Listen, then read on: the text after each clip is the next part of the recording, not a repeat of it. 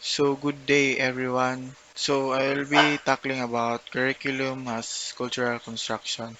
So by the way, my name is Bill Christian P. Daroy and today I will be your today's facilitator. So enjoy the presentation that I provided.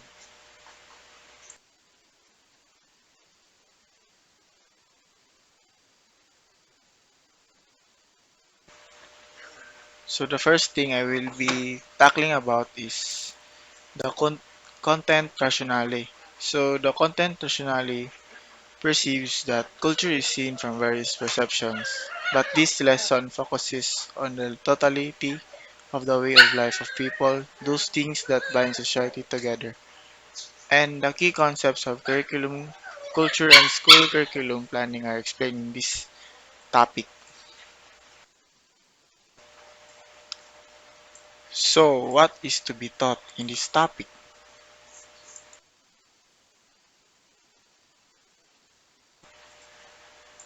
So, let's proceed to the main topic. So, the first thing I will be discussing to you is culture. So there are four things. First is it derives from the Latin word colere, to cultivate and nurture. Second one is consists of all shared products of human groups. Third one is it evolves over time. For example, culture is the values, beliefs, behaviors, and material objects that form a people's way of life. So in the connection with the culture, so here comes the curriculum. So there are four things again. So first one is comes from the Latin word "correre," which means to run.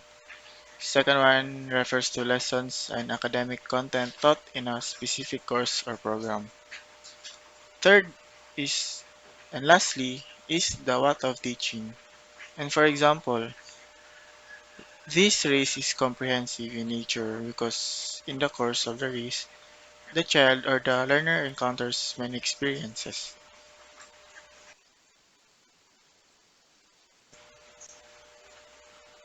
So to the continuation of the curriculum.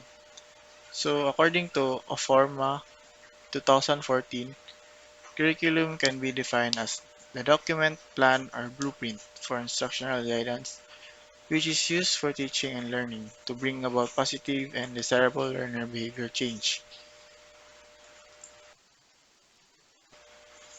So now let's proceed to the integration between curriculum and cultural concepts of education.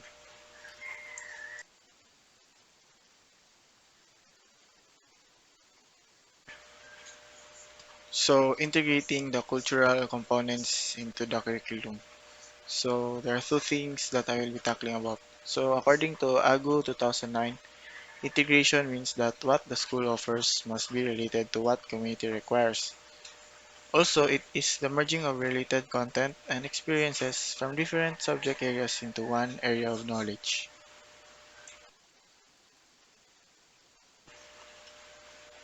Next one is teaching in racially diverse classrooms. As a future teacher, educate yourself. Become as sensitive as you can to racial, ethnic, and cultural groups other than your own. Also, treat each student first and foremost as an individual. Get to know each student individually. So, these are the guidelines for the cultural responsive curriculum. So, there are four things to consider. So, the first one is what the students in your field need to know about define learning goals. Next one is if the new topics remain the same, what new research examples and writings can illustrate these topics? Select materials and activities. Third one is what kinds of diverse perspective and experiences will students bring to the class? Understand student diversity. And lastly, how will I assess student learning? Evaluate effectiveness. So in integrating between cultural and curriculum in education perspective, so there are implications for cultural responsive curriculum. Murray and Kilano, 1997. They propose a framework for infusing attention to diversity throughout the teacher education curriculum while encouraging self-analysis and reflective thinking using the three levels of curriculum transformation.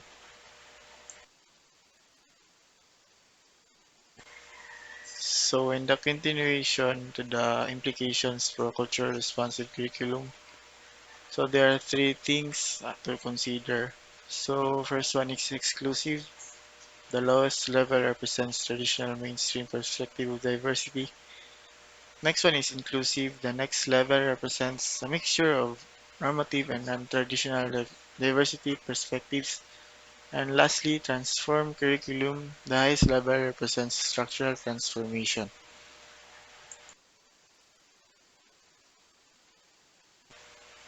So with that implications for a cultural responsive curriculum, so I will be explaining to you the definitions on the three things. So in the exclusive part, so it focuses instructional strategies are mainly lecture, basic question and answer. In the inclusive part, students are encouraged to construct their own knowledge and use critical thinking skills in conjunction with peer learning. And last one, transform curriculum. Students learn from each other and concepts and personal experiences are analyzed. So the main verdict of this topic, which consists of characteristics of a cultural responsive teacher. So according to Villegas and Lucas 2002, it encouraged teacher educators to critically examine their programs and systematically interweave six silent characteristics throughout the curriculum, learning experiences, and fieldwork.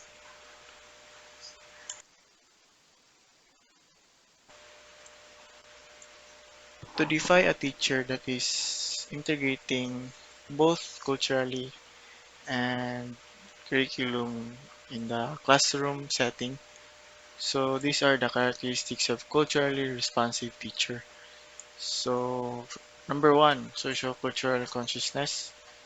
Number two, an affirming attitude towards students from cultural diverse background. Number three, commitment and skills to act as agents of change. Number four, constructivist view of learning. Number five, learning about students. And lastly, culturally responsive teaching strategies. So, to end our topic, so I have a quote. So, based from Mahatma Gandhi's own perspective, quote, no culture can live if it attempts to be exclusive, quote, especially in the classroom setting, which culturally diverse classrooms are very important in the 21st century based setting education. So thank you guys for watching. I hope you gain insights